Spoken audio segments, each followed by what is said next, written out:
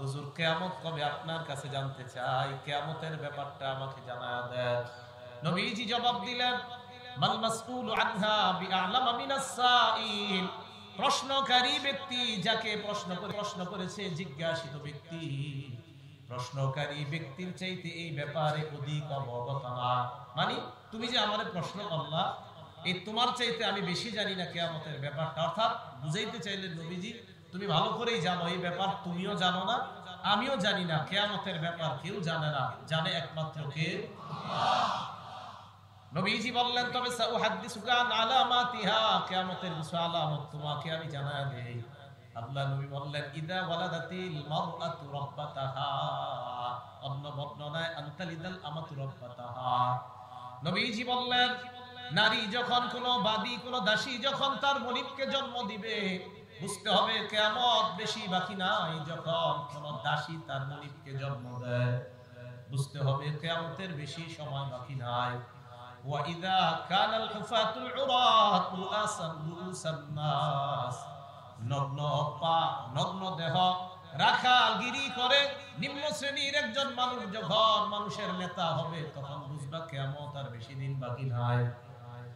যখন এরকম মানুষের নেতা হবে, কিয়ামত বেশি দিন বাকি নাই। অন্য বর্ণনায় আসছে, ইয়াতাতাওয়ালুনা ফিল বুনয়ান, নিম্ন শ্রেণীর মানুষ যখন বড় বড় অট্টালিকা বানাবে, বানানোর পর জনগণের সামনে নেতৃত্ব দিবে, তখন বুঝবা কিয়ামতের আর বেশি বাকি নাই। কিয়ামতের আলামত নবীজি বললেন। এরপর আল্লাহ নবী বললেন, খামসুল লা ইয়ালামুহুন্না ইল্লাল্লাহ, পাঁচটি বিষয় আছে যে পাঁচটি বিষয়ের খবর আল্লাহ ছাড়া কেউ জানে না। বলেন, কয় বিষয় আল্লাহ ছাড়া কেউ জানে না? পাঁচ। মানে নবীজিও জানে না। পাঁচ বিষয় আমি নবী জানি না, কোনো মানুষ জানে না। এক নাম্বার, ইন্নাল্লাহা ইনদাহু ইলমুস সাআ, কিয়ামত কবে হবে, কখন হবে, এই ব্যাপারটা জানে একমাত্র আল্লাহ। দুই নাম্বার, ওয়াইনাজ্জিলুল গায়স, বৃষ্টি আল্লাহ দেয়, কি পরিমাণ দিবেন, কখন দিবেন, কোন এলাকায় দিবেন, এটা জানে একমাত্র আল্লাহ। তিন নাম্বার, ওয়ায়ালামু মা ফিল আরহাম, মায়ের পেটের সন্তান ছেলে হবে না মেয়ে হবে, কি আছে পেটের মধ্যে, এটা জানে আল্লাহ। চার নাম্বার, ওয়ামা তাদরি নাফসুম মাযা তাকসিবু গাদা, আগামীকাল তোমার রিজিক কি হবে, তোমার কি উপার্জন হবে, এটা জানে একমাত্র আল্লাহ। পাঁচ নাম্বার, ওয়ামা তাদরি নাফসুম বিআই আরদিন তামুত, কোন জমিনে তুমি মারা যাইবা, এটা কেউ জানে না, জানে একমাত্র কে? তাহলে বলেন তো, পাঁচটা বিষয় নবীরাও জানে না, দুনিয়ার কোনো মানুষ জানে না, জানে একমাত্র কে? আল্লাহ। এর মধ্যে একটা হলো কিয়ামত কবে, এটা আল্লাহ জানে। বিসমিল্লাহ। আল্লাহুম্মা লাকাল হামদু ওয়া লাকাশ শুকর। রাসূল আকরাম সাল্লাল্লাহু আলাইহি ওয়াসাল্লাম কিয়ামতের ব্যাপারটাও যে জানেন না উনি, কোনো মানুষ জানে না, এই বিষয়টা বুখারীর 4777 নম্বর এই হাদিসের মাধ্যমে নবীজি স্পষ্ট করে দিলেন। সহিহ বুখারীর 530 নম্বর হাদিসের মধ্যে রাসূল আকরাম সাল্লাল্লাহু আলাইহি সাল্লাম কিয়ামতের একটা আলামত বর্ণনা করছেন। কি আলামত? قال رسول الله صلى الله عليه وسلم, নবীজির সাহাবা সাহাল ইবনে সাদ রাদিয়াল্লাহু তাআলা আনহুর বর্ণনা, আল্লাহ নবী বলেন, বুইস্তু আনা ওয়াসসাআতু কাহাতাইন, আমার দুই আঙ্গুলের দিকে তাকান। নবীজি বলেন, আমি আর কিয়ামত কাহাতাইনি, এই দুই আঙ্গুলের মতো। ওয়া করনা বাইনাস সাবাবাতি ওয়াল মুসতা, নবীজি শাহাদাত আঙ্গুল আর মধ্যমা আঙ্গুল দুইটা মিলিয়ে বললেন, আমি আর কিয়ামত কাহাতাইনি, এই দুই আঙ্গুলের মতো। আল্লাহ নবী বুঝাইতে চায়, শাহাদাত আঙ্গুলের চেয়ে মধ্যমা আঙ্গুলটা যেমন সামান্য বড়, আমি দুনিয়াতে আসা মানে কিয়ামতের আর বেশি সময় বাকি নাই। এই সামান্য সময়ের ব্যবধান, কিয়ামত যে কোনো সময় এসে যাইতে পারে। তো নবীজি বললেন, এই দুই আঙ্গুলকে একত্রিত করে বললেন, আমি আর কিয়ামত এই দুই আঙ্গুলের মতো। দেখেন তো, এই দুই আঙ্গুল, মধ্যম আঙ্গুলটা কি অনেক বেশি বড় না সামান্য বড়? সামান্য বড়। রাসূল আকরাম সাল্লাল্লাহু আলাইহি সাল্লাম বুঝিয়ে দিলেন, আমি আর কিয়ামতের মাঝে মাত্র এতটুকু ব্যবধান। খুব মন দিয়ে শুনেন। তাহলে নবীজি শেষ নবী, আমাদের নবী শেষ নবী। বলেন তো বাংলাটা সবাই, আমাদের নবী তার মানে শেষ নবী দুনিয়াতে আগমন করা মানে কিয়ামত ঘনিয়ে আসা, কিয়ামত নিকটে আসা। সূরা আহজাবের 40 নম্বর আয়াতে আল্লাহ বলেন, আউযু বিল্লাহি মিনাশ শাইতানির রাজীম, মা কানা মুহাম্মাদুন আবা আহাদিন মির রিজালিকুম ওয়ালাকিন রাসূলুল্লাহি ওয়া খাতামান নাবিয়্যিন। মুহাম্মদ সাল্লাল্লাহু আলাইহি ওয়াসাল্লাম তোমাদের কারো পিতা নয়, ওয়ালাকিন রাসূলুল্লাহ, তিনি আল্লাহর রাসূল, খাতামান নাবিয়্যিন, তিনি শেষ নবী, তোমাদের কোন পুরুষের পিতা না, তিনি আল্লাহর রাসূল, তিনি শেষ নবী।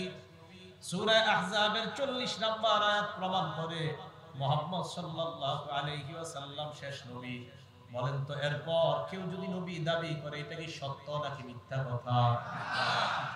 তাহলে আমাদের নবী শেষ নবী। খুব মনোযোগ দিয়ে শুনতে হবে এই জায়গা থেকে বিষয়গুলো। তো রাসূল আকরাম সাল্লাল্লাহু আলাইহি সাল্লাম শেষ নবী, এটা কোরআনের সূরা আহজাবের 40 নম্বর আয়াত থেকে আমরা জানতে পাইলাম। সহিহ বুখারী 3535 মানে 3535 নম্বর হাদিস। عن أبي هريرة رضي الله تعالى عنه قال قال رسول الله صلى الله عليه وسلم। এই হাদিসটা খুব মন দিয়ে শুনতে হবে। নবীজি বলেন, ইন্না মাসালি ওয়া মাসালাল আম্বিয়া মিন ক্বাবলি কামাসালি রাজুলিন বানা বাইতান ফাআহসানাহু ওয়া আজমালা। আল্লাহ নবী বলেন, আমি আর আমার পূর্বে যত নবী আসছে তাদের দৃষ্টান্ত হলো এমন এক ব্যক্তির মতো, যে ব্যক্তি একটা ঘর বানিয়েছে, ঘরটা বড় চমৎকার সুন্দরভাবে সাজিয়েছেন। সাজানোর পর ইল্লা মাউদি আলামিনাতিন ফি জাবিয়া, পুরা বাড়িটা সুন্দরভাবে সাজাইছে, শুধু একটা ইটের জায়গা ফাঁকা। জোরে বলেন, বাড়িটা সুন্দর তবে কয়টা ইটের জায়গা ফাঁকা? বুঝছেন নি হাদিস? হাদিস বুঝতে হবে ভাই, এই পাশে সবাই বুঝছেন? নবীজি বলেন, আমার আর আমার পূর্ববর্তী নবীদের দৃষ্টান্ত, এক ব্যক্তি একটা ঘর বানাইছে, পুরো ঘরটা খুব সুন্দর সাজাইছে, যে একটা ইটের জায়গা ফাঁকা, একটা ইটের জায়গা ফাঁকা। তো নবীজি বলেন, এত সুন্দর একটা বাড়ি, জনগণ এই বাড়িটা দেখতে আসে। জনগণ বাড়িটা দেখতে আসার পর বাড়ির চারপাশে ঘুরে বাড়ি দেখে মুগ্ধ হয়ে যায় আর আশ্চর্য হয়। একটা ইটের জায়গা যখন ফাঁকা দেখে আর কয়, এত সুন্দর বাড়িটার একটা ইটের জায়গা কেন ফাঁকা? আর বলে, এই ইটের ফাঁকা জায়গাটা কি পূরণ করা যায় না? এই ইটের ফাঁকা জায়গাটা কেন পূরণ করা হচ্ছে না? আল্লাহ নবী কয়, ফানাল লাবিনা, আমি হলাম ওই ইটের ফাঁকা জায়গার ইট, আমার মাধ্যমে এই ঘরের সৌন্দর্য পুরা করা হয়। নবীজি বলেন, আনা খাতিমুন নবিয়্যিন, বুখারীর বর্ণনা, খাতিমুন নবিয়্যিন কোরআনে হলো খাতাম, বুখারীতে হলো খাতিম। ইমাম বুখারী অধ্যায় গান করছে বাবু খাতিমিন নবী সাল্লাল্লাহু আলাইহি ওয়াসাল্লাম। আল্লাহ নবী বলেন, আমি হলাম ওই ইট, আমি হলাম শেষ নবী। সমস্ত নবীদের মাধ্যমে ঘরটা সাজায় একটা ইটের জায়গা আল্লাহ ফাঁকা রাখছেন। এই ঘরটা সাজানো শুরু করছেন আদম নবীর মাধ্যমে, ঈসা নবী পর্যন্ত ঘরটা সমাপ্ত করেছেন আল্লাহ। ঘরটা সুন্দরভাবে সাজিয়েছেন, একটা ইটের জায়গা ফাঁকা রাখছেন। দুনিয়ার মানুষকে জানা দাও, ওই ইটের ফাঁকা জায়গাটা আমি মুহাম্মদ সাল্লাল্লাহু আলাইহি ওয়াসাল্লাম, আমার মাধ্যমে আল্লাহ এই ঘরের সৌন্দর্যে সমাপ্ত করে দিলেন। আমি শেষ নবী, আমার পরে আর কোনো নবী নাই। তাহলে নবীজির পরে আর কোনো নবী নাই। তো শেষ নবী দুনিয়াতে আসাটাই কিয়ামত নিকট হয়ে যাওয়া, এটা কিয়ামত নিকটবর্তী হয়ে যাওয়ার আলামত। নবীজি শেষ নবী দুনিয়াতে আসা। তিরমিজি শরীফের 2219 নম্বর হাদিস, 2219 নম্বর হাদিস। এই হাদিসের বর্ণনাকারী সাহাবার নাম সাওবান রাদিয়াল্লাহু তাআলা আনহু। عن ثوبان رضي الله تعالى عنه قال قال رسول الله صلى الله عليه وسلم আল্লাহ নবী বলেন, লা তাকুমুস সাআ হাত্তা তালহাক কাবাইল মিন উম্মতি বিল মুশরিকিন ওয়া হাত্তা ইয়াবুদুল আওসান। এই হাদিসের অনুবাদ করব? সবাই বলেন করব? করার পরে একটু দেখেন তো কারা কারা এই কাজগুলা করেন। নবীজি বলেন, লা তাকুমুস সাআ, কিয়ামত সংগঠিত হবে না যতক্ষণ আমার উম্মতের একদল মানুষ মুশরিকদের সাথে মিলিত না হবে। মিলিত হওয়ার পর তারা মূর্তি পূজায় যতক্ষণ লিপ্ত না হবে ততক্ষণ কিয়ামত সংগঠিত হবে না। মুশরিকদের সাথে মিলিত হবে, মিলিত হয়ে পূজায় তারা লিপ্ত হবে, লিপ্ত হয়ে ওই পূজার ইবাদতে তারা অংশগ্রহণ করবে। যা বুঝে নেন, এই ইবাদতে যতক্ষণ অংশগ্রহণ না করবে, নবীজি বলেন লা তাকুমুস সাআ, ততক্ষণ কিয়ামত সংঘটিত হবে না। মুসলমান হওয়ার পরেও যদি আপনারা কোন এমন অনুষ্ঠানে যান যে অনুষ্ঠানের মধ্যে আল্লাহর সাথে শিরিক করা হয়, উলামায়ে কেরাম আশ্চর্য হয় না। কেন হয় না জানেন? কারণ আপনাদেরকে দেখলেই নবীর কথার সত্যতা প্রমাণ হয়। আর যাইবেন নি? শেষে আল্লাহর নবী বলেন, শোনো তোমরা, ওয়া আন্নাহু সায়াকুনু ফি উম্মতি 30 কাযাবুন, আমার উম্মতের মধ্যে 30 জন মিথ্যাবাদীর আবির্ভাব ঘটবে। কয়জন? কুল্লুহুম ইয়াজউ আন্নাহু নাবিয়্যুন, প্রত্যেকই দাবি করবে আমি নবী। নবীজি বলেন লা নাবিয়্যা বাদি, শোনো তোমরা, আমার পরে আর কোনো নবী নাই। 30 জন কেন? আমাদের নবীর পরে যদি 30,000ও কেউ দাবি করে আমি নবী, আমরা বলবো তুমি মিথ্যাবাদী, প্রতারক, তুমি বলা ভণ্ড, নবী কোনো সন্দেহ নাই। আমাদের নবীর পরে কোনো নবী নেই। রাসূল সাল্লাল্লাহু আলাইহি সাল্লাম বলেন 30 জন মানুষ দাবি করবে যে আমি শেষ নবী, আমি নবী, আমি নবী, আমি নবী। নবীজি বলেন তোমরা তাদেরকে জানায়া দিবা যে আমার নবী বলে গেছে, তোমরা 30 জন দাবি করবা যে তোমরা নবী। তো ওই নবী যেহেতু বলে গেছে কথাগুলা, তাই তোমাদেরকে দেখলে নবীর আরো সত্যতা প্রমাণিত হয়, উনি যে শেষ নবী। উনি বলছে 30 জন দাবি করবে, তো তোমাদের দাবি যখন হয় তখন আমরা আমাদের নবীর কথা সত্যতা মিলে গেছে। আবার দাবি করে আমার নবীর কথার সত্যতা মিলে গেছে। কি হিন্দুস্তান আর কি পাকিস্তান আর পৃথিবীর কোথাও থেকে যদি কেউ দাবি করে আমি শেষ নবী, আমরা বলবো আচ্ছা আমার নবী যে শেষ নবী, এই তোমার এই ভণ্ড নবুয়ত প্রমাণ করে, কারণ নবী 1500 বছর আগে তোমার এই ভণ্ডামির ব্যাপারে বলে গেছে।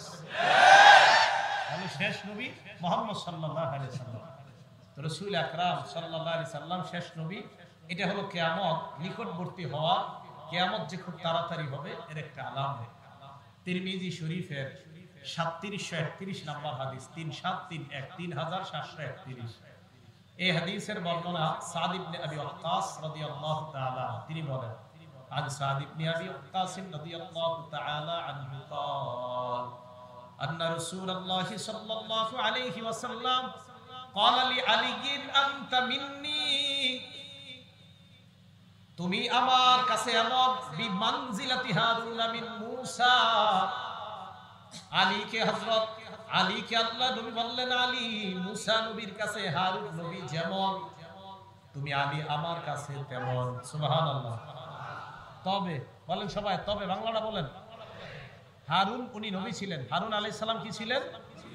হযরত আলীকে আল্লাহ নবী বলে, আলী তোমার কিছু দাবিদার হবে, তোমার কিছু অনুসারী হবে যারা আবেগের ঠেলায় তোমাদের নবী বইলা ফেলতে পারে।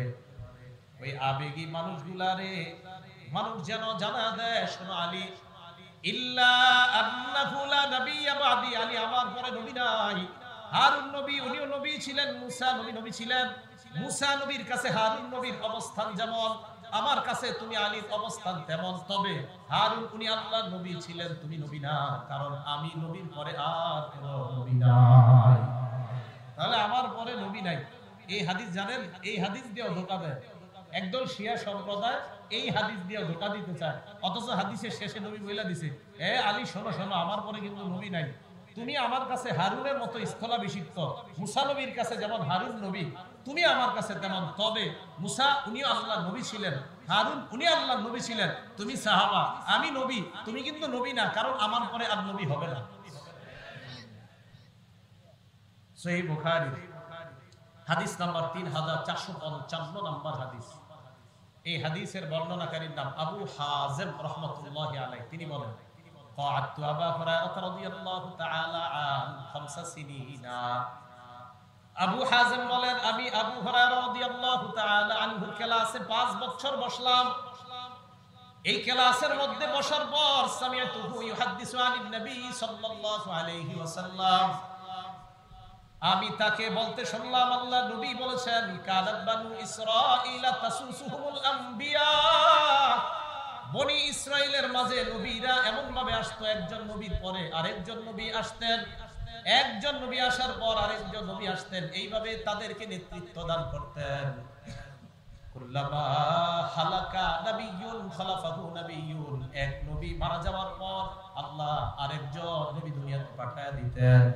আমাদের নবী কয়, শোনো, তোমাদের মধ্যে যেন খারাপ ধারণা না হয়, অতীত যুগের কোন নবী দুনিয়া থেকে বিদায় নিলে আরেক নবী আল্লাহ পাঠাইতেন। এর মানে এমন মনে করবা না আমি বিদায় নেওয়ার পর আরেকজন আল্লাহ পাঠাবে, এমনটা মনে করবা না।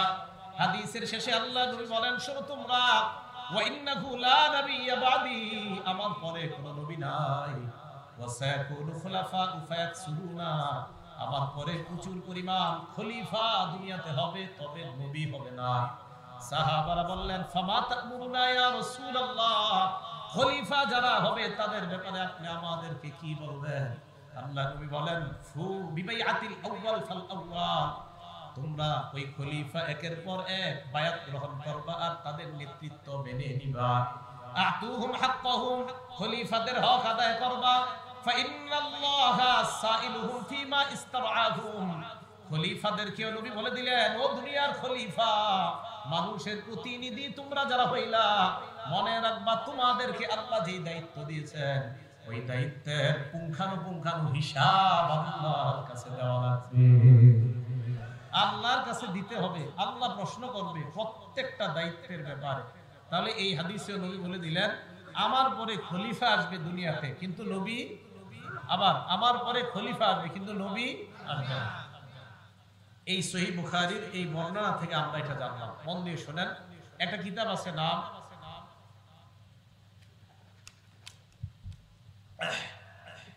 আল মুজামুল কাবীর, হাদিস নাম্বার ৭৫৩৫ নম্বর হাদিস।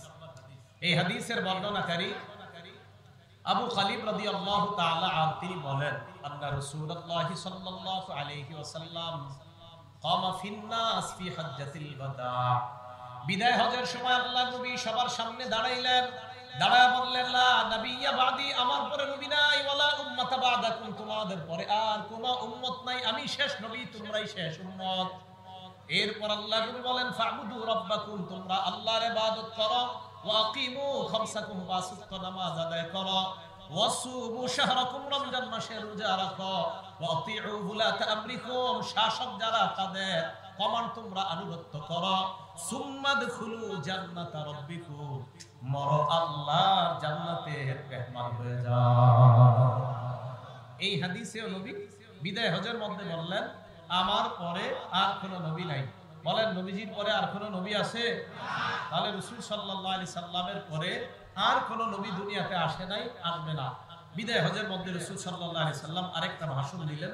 আব্দুল্লাহ ইবনে ওমর রাদিয়াল্লাহু তাআলা আনহুর বর্ণনা, দেখেন কি কয়। সাহাবাদের সামনে আল্লাহ নবী দাঁড়াইলেন, দাঁড়ায় বললেন, আইয়ু ইয়াউমিন হাযা, আজকে কোন দিন? সাহাবারা জবাব দিলেন, ইয়াউমুন হারাম, আজকে সম্মানিত দিন। এরপর নবী বললেন, আইয়ু বালাদিন হাদা, এটা কোন শহর? সাহাবারা বললেন, বালাদুল হারাম, এটা সম্মানিত শহর। প্রথমে, এটা কোন দিন? কয় সম্মানিত দিন। এটা কোন শহর? কয় সম্মানিত শহর।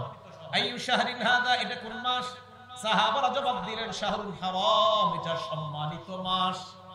আল্লাহ নবী বললেন, শোনো তোমরা, ফাইন্নাল্লাহা হারামা আলাইকুম দিমাআকুম ওয়া আমওয়ালাকুম ওয়া আ'রাদাকুম কাহুরমাতি হাযাল ইয়াউম ওয়া হাযাল শাহরি ওয়া হাযাল বালাদ, যেমনি ভাবে এই শহর সম্মানিত, এই মাস সম্মানিত, এই দিন যেমন সম্মানিত, তেমনি ভাবে তোমাদের এক মুসলমানের কাছে আরেক মুসলমানের রক্ত তেমন সম্মানিত, ইজ্জত তেমন সম্মানিত, সম্পদ তেমন সম্মানিত। একজন মুসলমান আরেকজন মুসলমানের সম্পদ লুণ্ঠন করতে পারে না, কারণ মুসলমানের সম্পদ আরেক মুসলমানের জন্য হারাম। এই হারাম মানে যেমন রাষ্ট্রটা হারাম, ওই মানে মক্কা শহর যেমন সম্মানিত, একজন মুসলমানের রক্ত তোমার কাছে যেমন সম্মানিত।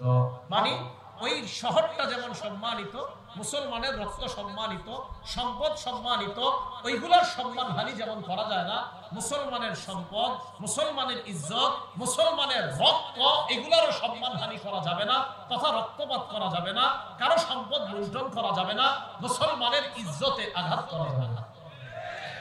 এরপর রাসূল সাল্লাল্লাহু আলাইহি সাল্লাম শেষে বলে, আলা শোনো তোমরা, লিউবাল্লিগ শাহিদুকুম গায়বাকুম, তোমরা যারা এই জায়গায় আছো, আমার এই কথাগুলোদের কাছে তোমরা পৌঁছায় দিবা। এরপর আল্লাহ নবী আকাশের দিকে আঙ্গুল উঠায় বললেন, আল্লাহুম্মা শাহাদ, ও মাবুদ আপনি সাক্ষী থাকেন আমি আমার সাহাবাদের সামনে কথাগুলো বললাম। এরপর নবী বললেন লা নবিয়্যা বাদি, আমার পরে নবী নাই, ওয়ালা উম্মাতা বাদাকুম, তোমাদের পরে কোনো উম্মত নাই। বিদায় হজেও বললেন আমার পরে নবী নাই, আরেক হাদিসেও বললেন আমার পরে নবী নাই। একটা কিতাব আছে নাম আল মুজামুল আওসাত, আগেটা আল মুজামুল কাবীর ছিল, এটা হলো আল মুজামুল আওসাত, হাদিস নাম্বার 170 নাম্বার হাদিস। এই হাদিসের মধ্যে জাবের রাদিয়াল্লাহু তাআলা আনহু বর্ণনা, রাসূল বলেন আনা কাঈদুল মুরসালিন, সমস্ত নবীদের নেতা আমি, ওয়ালা ফখরা, আমার কোনো অহংকার নাই। সুবহানাল্লাহ। নবীজি বললেন সমস্ত নবীদের নেতা আমি, কোনো অহংকার না। ওয়া আনা খাতামুন নবিয়্যিন, আমি শেষ নবী, ওয়ালা ফখরা, কোনো অহংকার না। ওয়া আনা শাফি ওয়া মুশাফফা, আমি কিয়ামতের ময়দানে সুপারিশ করব। মুশাফফা, আমার সুপারিশ আল্লাহর কাছে গ্রহণ করা হবে। আমি কিয়ামতের মাঠে সুপারিশ করব, আমার সুপারিশ গ্রহণ করা হবে। ওয়ালা ফখরা, এটা আমি ফখর করছি না, এটা আমি গর্ব করি না।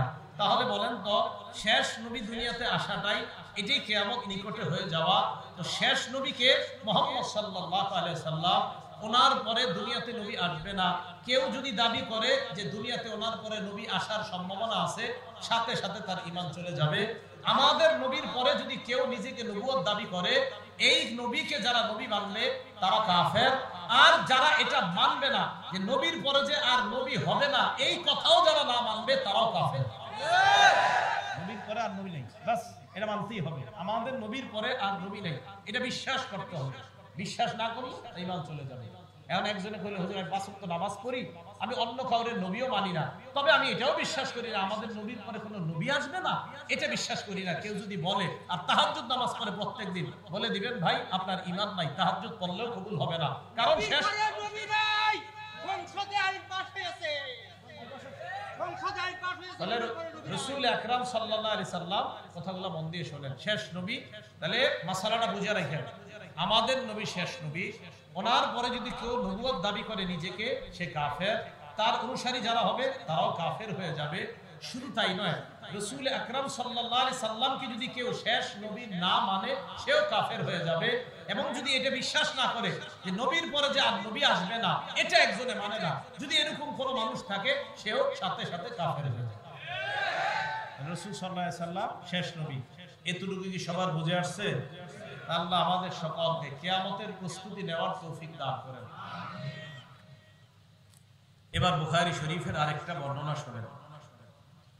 সহিহ বুখারী হাদিস নাম্বার 5231 নাম্বার হাদিস। এই হাদিসের মধ্যে রাসূল আকরাম সাল্লাল্লাহু আলাইহি সাল্লাম বলেন, ক্বালা রাসূলুল্লাহ সাল্লাল্লাহু আলাইহি ওয়াসাল্লাম, আল্লাহ নবী বলেন, ইন্না মিন আশরাতিস সাআ আইয়ুরফাআল ইলমু, নবীজি বলেন কিয়ামতের আলামতের মধ্যে একটা আলামত হলো ইলম উঠায় নেওয়া হবে, বিদ্যা উঠায় নেওয়া হবে। কি উঠায় নেওয়া হবে? বিদ্যা। সবাই বলেন কি উঠায় নেওয়া হবে? বিদ্যা। ওয়ায়াসবুতাল জাহলু, মূর্খতা সমাজের মধ্যে ছড়ায়া পড়বে। ওয়ায়াযহারুজ জিনা, ব্যভিচার খুব বেশি পরিমাণে বাড়বে। ওয়ায়ুশরাবাল খামরু, মদ পান বেড়ে যাবে। ওয়ায়াকিল্লার রিজাল, পুরুষের সংখ্যা কমবে। ওয়াতাকসুরান নিসা, নারীদের সংখ্যা বাড়বে। হাত্তা ইয়াকুনা লি 50 ইমরাআতান আল কাইয়িমুল ওয়াহিদ, এমন একটা সময় আসবে ঘরে 50 জন নারী, মাত্র পুরুষ হবে একজন। এটা এখনো আসে নাই, আসবে আস্তে আস্তে। বাকি নারীদের সংখ্যা বাড়তেছে। তো নারীর সংখ্যা বাড়বে, পুরুষের সংখ্যা কমবে, ইলম উঠিয়ে নেওয়া হবে, মূর্খতা প্রকাশ পাবে। সহিহ বুখারীর 100 নম্বর হাদিসটা মন দিয়ে শুনেন, এটা মন দিয়ে শুনেন। আচ্ছা, ইলম কিভাবে উঠিয়ে নেওয়া হবে? আমার দিকে তাকান। উঠাইলাম, ঠিক না?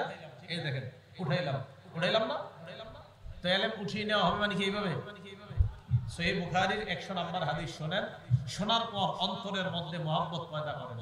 ক্বালা রাসূলুল্লাহ সাল্লাল্লাহু আলাইহি ওয়াসাল্লাম, আল্লাহ নবী বলেন, ইন্নাল্লাহা লা ইয়াকবিজুল ইলমা ইনতিজাআন ইয়ানতাজিউহু মিনাল ইবাদ, আল্লাহ পাক রব্বুল আলামিন বান্দাদের থেকে ইলম একবারে এইভাবে ছিনে নেবে এমনটা হবে না।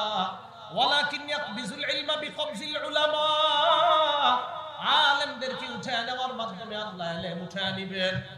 কাদেরকে উঠায় নেওয়ার মাধ্যমে? আলেমদেরকে উঠায় নেওয়ার মাধ্যমে আল্লাহ ইলম উঠায় নেবেন।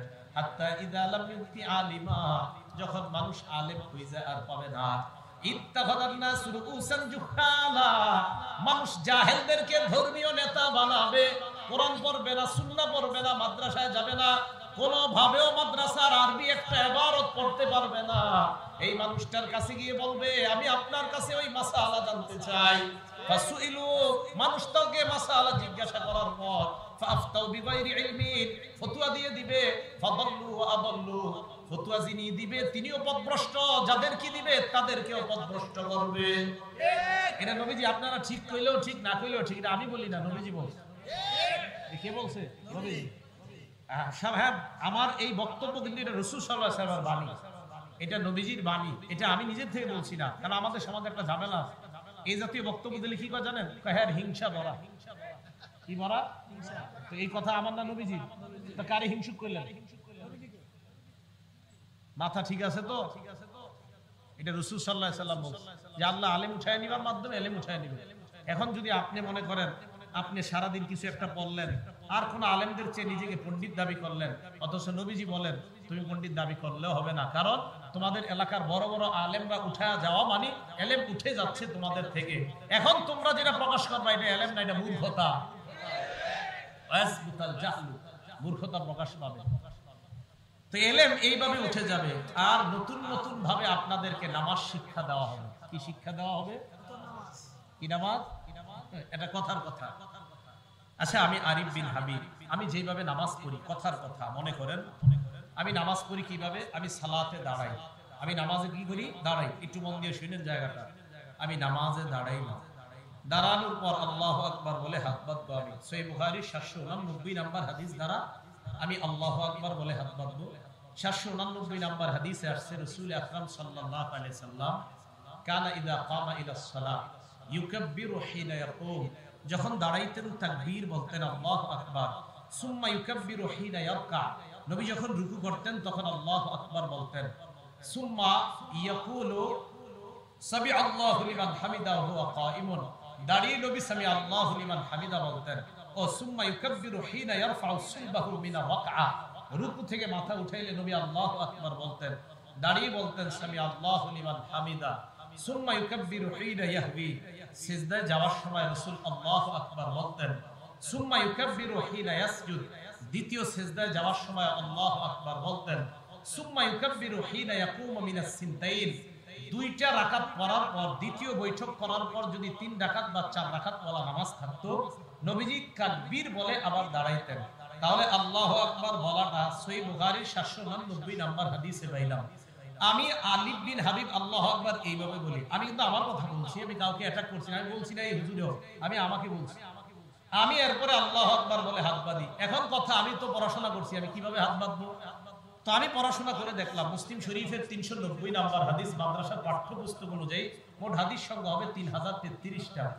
রাসূল আকরাম সাল্লাল্লাহু আলাইহি সাল্লাম যখন তাকবীর বলতেন, রাফা ইয়াদাইহি, আল্লাহ রাসূল হাত উঠাইতেন, হাত্তা ইউহাজি, হাত্তা, দেখেন হাত উঠাইতেন, হাত্তা তাকুনা, নবীজির 2 হাত হইতো হাজওয়া মানকিবাই, কাঁধ বরাবর। বলেন তো কি বরাবর? আচ্ছা, আমি কাঁধ বরাবর হাদিস পাইলাম। এখন আমি চিন্তা করলাম আমি কি কাঁধ বরাবর উঠাবো? হাদিস পড়তে গিয়ে দেখি 391 নাম্বার হাদিস, মুসলিম শরীফের পরের হাদিসটা, সেখানে আবার মালিক ইবনুল হুয়াইরিস বলেন কানা রাসূলুল্লাহ সাল্লাল্লাহু আলাইহি সাল্লাম ইযা কাব্বারা, নবীজি যখন তাকবীর বলে হাত বাঁধতেন তখন নবীজি কি করতেন? রাফা ইয়াদাই, 2 হাত উঠাইতেন, হাত্তা ইউহাজি বিহিমা উযুনাই, নবী কান বরাবর হাত উঠাইতেন। কি বরাবর? প্রথমে কি বরাবর দেখলাম যে কিভাবে আমলটা করতে পারি। আপনি হুজুর তো হানাফি ফিক দেখলেন কেন? কথার কথা, হ্যাঁ, 4 ফিকহি দেখছি, মালিকি, শাফিঈ, অর্থাৎ ইমাম মালিক রাহমাতুল্লাহ আলাইহি ফিকহে কি বলেন, ইমাম আহমদ কি বলেন, ইমাম শাফিঈ রাহমাতুল্লাহ আলাইহি কি বলেন, সেটাও দেখলাম। তো হানাফি ফিকহে তারা একটা পদ্ধতি বললেন যে যেহেতু কানের লতি বরাবর কথাও হাদিসে আছে, কান বরাবর হাদিসে আছে, কাঁধ বরাবর, সবাই এবার আমার দিকে তাকাইতে হবে। আমি কানের লতি বরাবর বুড়া আঙ্গুল 2টা উঠাইলাম, দেখেন তো উঠছে? এবার আমার হাতের তালু কাঁধ বরাবর, হাতের তালু কি বরাবর? সবাই বলেন হাতের তালু কি বরাবর? আর বুড়া আঙ্গুল কি বরাবর? লতি বরাবর। আর আঙ্গুলগুলা কান বরাবর, দেখেন আঙ্গুলগুলা, বৃদ্ধাঙ্গুল লতি বরাবর, হাতের তালু, হ্যাঁ আবার বলতে হবে, তালু থেকে যান, তালু কাঁধ বরাবর, বৃদ্ধাঙ্গুলি লতি বরাবর। হাতের তালু কাঁধ বরাবর, বৃদ্ধাঙ্গুলি লতি বরাবর, আঙ্গুলগুলা কান বরাবর। হানাফি ফিকহ এমন একটা সমাধান দিয়েছে যেই সুন্নাহটা পালন করলে নবীর 4টি হাদিসের উপর আমল হবে। আপনি কম মানবেন কেন? কথা বুঝে আসছে? আমরা মানুষকে বুঝাই না দেখে ওনারা আমাদেরকে এরকম এখন আসলে বুঝছে ঠিক কইতেছেন? বুঝছেন তো সবাই? এই যে দেখেন, আবার দেখেন, এই বুড়া আঙ্গুল উঠাইলাম লতি বরাবর, হাতের তালু আছে কাঁধ বরাবর, বুড়া আঙ্গুল আছে লতি বরাবর, আঙ্গুলগুলো আছে কান বরাবর। মুসলিম শরীফের 390 নাম্বার হাদিস, এটাও আমল করলাম কাঁধ বরাবর। মুসলিম শরীফের 391 নাম্বার হাদিস, কানের লতি বরাবর। মুসলিম শরীফের 391 নাম্বার হাদিস, কান বরাবর। তাহলে মুসলিম শরীফের 3টা হাদিস, তহাবি শরীফের 1টা হাদিস, একটা পদ্ধতির আমলে 4টা হাদিসের উপর আমল হয়। তো 4 হাদিসের উপর আমল করলে সওয়াব কি কম না বেশি? এইটাই তো হানাফি মাযহাব। তো বলছিলাম আইয়ুর ফালেন, এলেম উঠে যাবে, ওয়াসবুতাল জাহ, মূর্খতা সমাজের মধ্যে ছড়িয়ে পড়বে। দেখেন ভাই, আলেমরা দুনিয়া থেকে বিদায় নেওয়া, এটা এলেম উঠে যাওয়া। এজন্য আপনি এরকম মনে করেন না যে আমি নতুন একটা নামাজ শিখছি আর এতদিন এই হুজুররা যে এখন হুজুরকে কথা কই, ওনারা আমরা সবাই এখন আমরা সব এতক্ষণ আমি কইছি, কারণ জানি ওনাদের কথা বললে বলবেন আর কইেন না, আমরা নাগরপুরের হুজুর, এই জন্য উল্টা পাল্টা করে ফেলবো। কিন্তু আপনি যাওয়ার পরে প্রথমে আমি আমার কথা বললাম, তো এখন আমরা সবাই এমনি নামাজ পড়ি। এখন দেখেন আমরা এইভাবে সালাত আদায় করি। আপনি নতুন একটা শিখে এসে বললেন না আপনাদের নামাজ হই না, এই কথাটা ঠিক না ভাই। কথাগুলো মনে থাকবে। দেখেন, আমি ঝগড়া করার পক্ষে কোনোদিনও না, আমি ওরকম ছেলেও না যে ঝগড়া করবো কারোর সাথে। আমি জিন্দিগিতে কারোর সাথে সামনাসামনি অন্তত কোরআন সুন্নাহ নিয়ে কেউ আসছে আমি ঝগড়া করছি এরকম ইতিহাস নাই। বরং 1-1.5 মিনিট তার সাথে কথা হয়, কথা হওয়ার পর আর সামনে কথা বাড়ে না। কেন বাড়ে না আল্লাহ জানে, কেন বাড়ে না কে জানে? তাহলে আল্লাহর মাঝে আর আমার মাঝে সীমাবদ্ধ থাকে। তো রাসূল আকরাম সাল্লাল্লাহু আলাইহি সাল্লাম ওরা 4টা সুন্নাহের উপর আমল করলাম। তো কিয়ামতের আলামতের মধ্যে বললেন এলেম উঠে যাওয়া। দেখেন, আজকে আপনাদেরকে একটা পদ্ধতি বললাম, একটা বিদ্যা আপনাদের অর্জন হয়েছে না? তাহলে দুনিয়াতে আলেম থাকা এটাকে আমাদের জন্য বরকতের কারণ না গজবের কারণ? আমি যদি সত্যিকার অর্থে আপনাদেরকে এই পদ্ধতিটা বুঝাইতে পারি আর আপনারা বুঝে থাকেন, তো আশা করি আপনারা বুঝতে পারেন যে উলামাদের কতটা প্রয়োজন সমাজ। তো রাসূল আকরাম সাল্লাল্লাহু আলাইহি সাল্লাম এই হাদিসের মধ্যে আরো বললেন মূর্খতা ছড়ায় পড়বে, জিনা ব্যভিচার সমাজের মধ্যে ছড়ায় পড়বে। সহিহ বুখারীর 5590 নাম্বার হাদিস, ক্বালা রাসূলুল্লাহ সাল্লাল্লাহু আলাইহি ওয়াসাল্লাম, আল্লাহ নবী বলেন, লা ইয়াকুনান্না মিন উম্মতি আকওয়াম, আমার উম্মতের মাঝে এমন একদল সম্প্রদায়ের আবির্ভাব ঘটবে, ইস্তাহিল্লুনাল হিররা ওয়াল হারির, যারা জিনাকে হালাল মনে করবে, জিনা করা যারা হালাল মনে করবে। ইস্তাহিল্লুনাল হিররা ওয়াল হারির, রেশমের পোশাক পরা তারা হালাল মনে করবে। ওয়াল খামরা, মদ পান করা হালাল মনে করবে। ওয়াল মাআজিফ, বাদ্যযন্ত্র তারা হালাল মনে করবে। শুধু তাই নয়, তো হালাল মনে করে মাইকের সামনে বৈশা বলে হুজুররা কোথায় পাইছে গান বাজনা হারাম।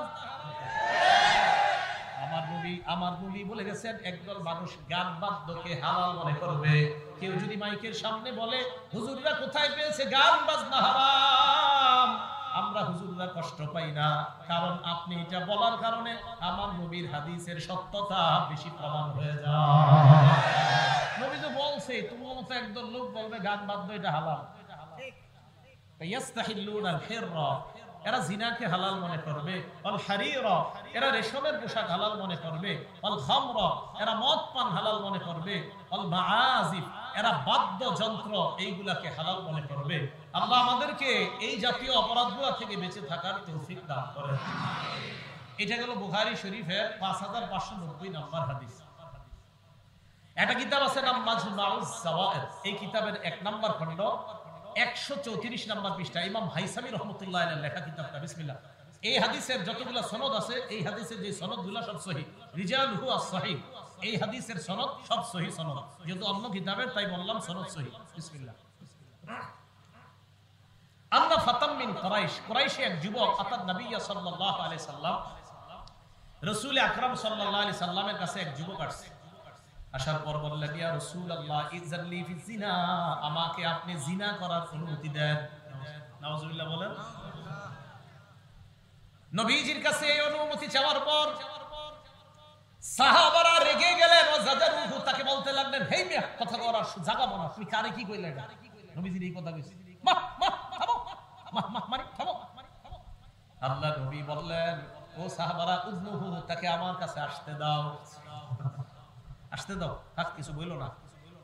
ফাদানা বিনহু করিবা, ওই ব্যক্তি আল্লাহ নবীর কাছে আসলেন। আসার পর আল্লাহ নবী বললেন, আতুহিব্বুহু লিউম্মিকা, তুমি যে কাজের অনুমতি চাইলা, এই ব্যভিচারটা যদি তোমার মায়ের সাথে কেউ করতে চায়, তুমি পছন্দ করনি? ওই ব্যক্তি জবাব দিলেন, কি বললেন? ইয়া রাসূলুল্লাহ, লা জাআলানি আল্লাহু ফিদাকা ইয়া রাসূলুল্লাহ, আল্লাহর কসম, এই কর্ম আমার কখনো পছন্দ না। এরপর আল্লাহ নবী বললেন, আতুহিব্বুহু লিইবনাতিক, তুমি কি তোমার কন্যার জন্য এই অপকর্ম পছন্দ করবা? কেউ তোমার কন্যার সাথে জিনা করবে, তুমি পছন্দ করবা? ওই ব্যক্তি জবাব দিলেন, লা ইয়া রাসূলুল্লাহ। আল্লাহ নবী জবাব দিলেন, ফান্নাসু লা ইউহিব্বুনা তাবা ফালা ইউহিব্বুন নাস ইউহিব্বুনাহু লিউম্মাহাতিহিম, মানুষ তো তাদের মায়েদের সাথে এটা পছন্দ করবে না। ওয়ালা ইউহিব্বুনাহু লিবানাতিহিম, মানুষ তাদের কন্যাদের সাথে ব্যভিচার কেউ করবে, এটা পছন্দ করবে না। এরপর আল্লাহ নবী বললেন, আতুহিব্বুহু লিউখতিক, তোমার বোনের সাথে কেউ ব্যভিচার করবে, এটা পছন্দ করো কিনা? ওই ব্যক্তি জবাব দিলেন, ইয়া রাসূলুল্লাহ, আল্লাহর কসম, এটাও আমার পছন্দ না। নবী বললেন, ফান্নাসু লা ইউহিব্বুনাহু লিআখওয়াতিহিম, মানুষ তাদের বোনদের সাথে কেউ জিনা করবে, এটা কোনো ভাই পছন্দ করবে না। এরপর নবী বললেন, আতুহিব্বুহু লিখালাতিক, তুমি তোমার খালার সাথে কেউ অপকর্ম করবে, এটা তোমার পছন্দ কিনা? জবাব দিলেন, না। নবী বললেন, ফান্নাসু লা ইউহিব্বুনাহু লিখালাতিহিম, মানুষ তাদের খালাদের সাথে এই অপকর্ম করাটাও পছন্দ করবে না।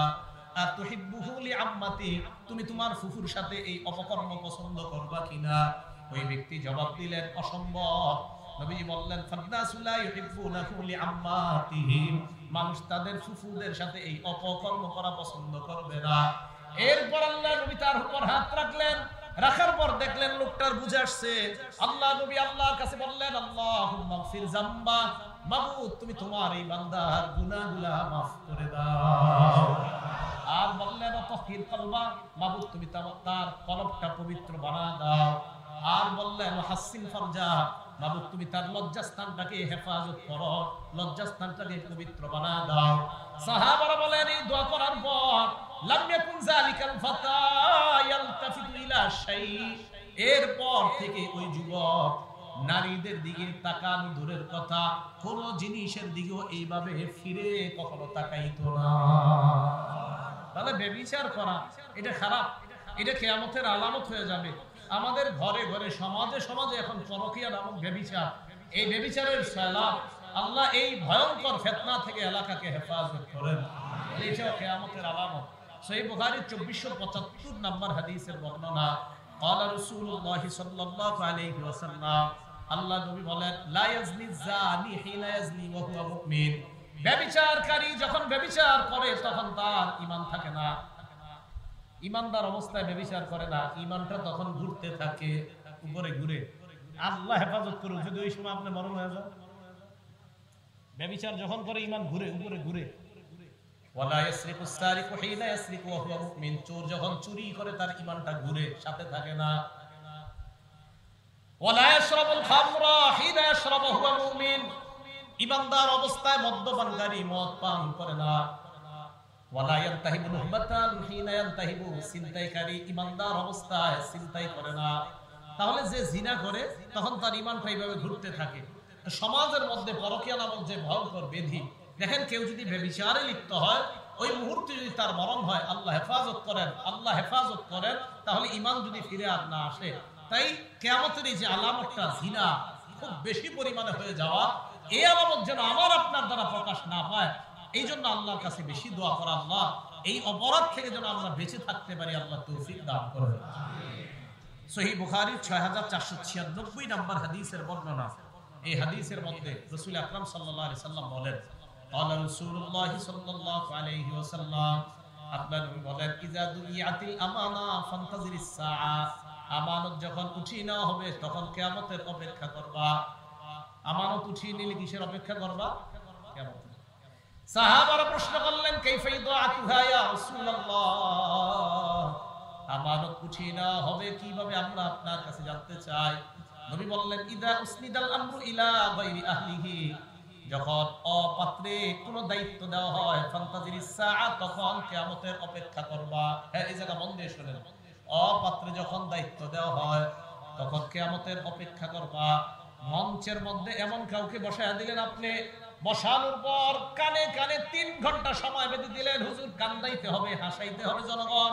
মঞ্চে উঠার আগে আপনি কানে কানে বললেন, এবার উনি চিন্তা করলেন হাসানোর জন্য কি কি কৌতুকগুলা বলা দরকার, কতগুলা মিথ্যা কথা বললে জনগণ হাসবে, এইগুলা আস্তে আস্তে বানাবে। এগুলা আস্তে আস্তে কি করবে? বানাবে। হ্যাঁ, এই আপনাদের দোষ, তাইলে কইছেন কে এগুলা? এটা হলো হাসান্নাটা। আর কান্দাইন না, মানুষ সত্য কথা বললে কান্দে কম, মিথ্যা কথা বললে কান্দে বেশি। এটা আমাদের দেশের অবস্থা। এখন কিছু মিথ্যা কথা গল্প কইতে হইবে এখানে, তখন কান্দবো। এখন দেখেন, আমার এই কথা শুনে কেউ যাতে না খেপে, ওই ব্যক্তি খেপবে যার মধ্যে এই স্বভাব আছে। আর যার মধ্যে এই স্বভাব নাই, উনি চেতবে না, উনি রাগ হবে না। আপনি যদি সত্য কথা বলে হাসান তো হাসান। আমার একটা বয়ানই আছে নবীজির হাসি, আমার একটা বয়ানে আছে হাসির উপরে, প্রায় 22টা হাদিস দিয়ে প্রমাণ করছি মুসলমান হাসলে যে সওয়াব পায়। আপনি ওইগুলো বলেন আইসা, আপনি মিথ্যা কথা বলবেন কেন? যেই হাসিতে সওয়াব হয় সেটা বলেন, যেই কান্নায় সওয়াব হয় সেটা বলেন। আমার বয়ান আছে কান্না 10 প্রকার, সবগুলার পাশে পাশে হাদিস দেওয়া। তো যেই কান্নায় মুসলমানের সওয়াব হয় সেটা বলেন, যে হাসিতে মুসলমানের সওয়াব হয় সেটা বলেন। আপনি মিথ্যা কথা যদি বলেন তো সমস্যা। এবার হাদিস শুনেন। রাসূল আকরাম সাল্লাল্লাহু আলাইহি সাল্লাম বললেন, অযোগ্য ব্যক্তিকে যখন তোমরা দায়িত্বের জায়গায় বসায়া দিবা তখন কিয়ামতের অপেক্ষা করো। এখন ঘটনা হলো কি, অযোগ্য ব্যক্তিদেরকে যখন বসাবেন, মঞ্চে বসার পর বলবে আল্লাহ এটা বলছে, নবী এটা বলছে। আসলে আল্লাহ এটা বলে নাই, আসলে নবী এটা বলে নাই। খুব ভালো করে শুনবেন। এই মঞ্চে বৈশা আল্লাহর নামে মিথ্যা কথা বলা, মঞ্চে না বৈশা আল্লাহর নামে মিথ্যা বলা হারাম, এখানে বৈশা বলা তো আরো হারাম। আল্লাহর নামে মিথ্যা কথা বলা যাবে না। আল্লাহ পাক রব্বুল আলামিন বলেন, ওমান আসদাকু মিনাল্লাহি হাদিসা, আল্লাহর চেয়ে অধিক সত্য কথা আর কার? সূরা হুদে আল্লাহ বলেন, ওমান আসদাকু মিম্মান ইফতারা আলাল্লাহি কাযিবা, আল্লাহর নামে যে ব্যক্তি মিথ্যা অপবাদ দেয় ওই ব্যক্তির চেয়ে বড় জালেম আর কেউ হতে পারে না। নবীজির নামে যেই ব্যক্তি মিথ্যা কথা বলে ওই ব্যক্তি যেন তার ঠিকানা জাহান্নামে বানিয়ে নেয়, বলেন নাউযুবিল্লাহ। বুখারীর 109 নম্বর হাদিসের বর্ণনা, আল্লাহ নবী বলেন, মাইয়াকুল আলাইয়া মা লাম আকুল, কোন ব্যক্তি যদি আমার নামে এমন কথা বলে যা আমি নবী বলি নাই, ফালিয়াতাবাওয়া মাকআদাহু মিনান নার, ওই ব্যক্তি যেন তার ঠিকানা জাহান্নামে বানায় নেয়।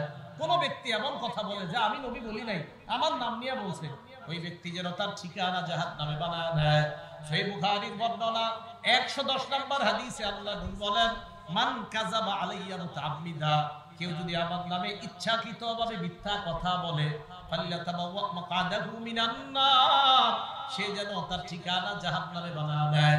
সহিহ বুখারীর বর্ণনা 1291 নম্বর হাদিসে আল্লাহ নবী বলেন, শোনো তোমরা, ইন্না কাযিবান আলাইয়া লাইসা কাকাযিবিন আলা আহাদ, আমার নামে মিথ্যা বলা আর তোমাদের কারো নামে মিথ্যা বলা এক না। তোমাদের নামে মিথ্যা বলাও হারাম, আমার নামে মিথ্যা বলাও হারাম, তবে তোমাদের নামে বলা আর আমার নামে বলা এক না।